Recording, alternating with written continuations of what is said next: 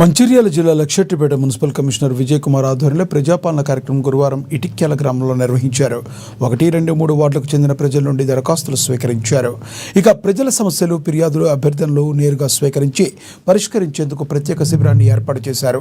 Luxettipet municipal chairperson Donta అంజలి నర్సయ్య, స్థానిక కౌన్సిలర్లు, MRO Dilip Kumar హాజరై ప్రజలకు సమస్యలను తెలుసుకున్నారు. ప్రజలకు ప్రభుత్వం అందిస్తున్న సంక్షేమ పథకాలపై అవగాహన కల్పిస్తూ దరఖాస్తుల స్వీకరణ ప్రక్రియను పరిశీలించారు.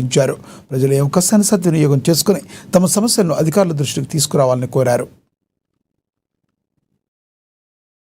ఓటర్ జాబితా కూడా ఇది నిర్వీనంగా ఓటర్ జాబితా ప్రచారం చేస్తాం. 31/7 నాడు ఓటర్ జాబితా ప్రచారం చేస్తాం.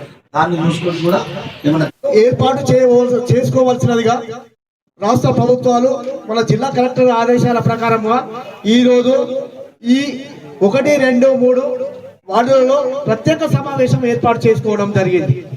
ఇటు సమావేశంలో మన గౌరవ చైర్పర్సన్ గారు,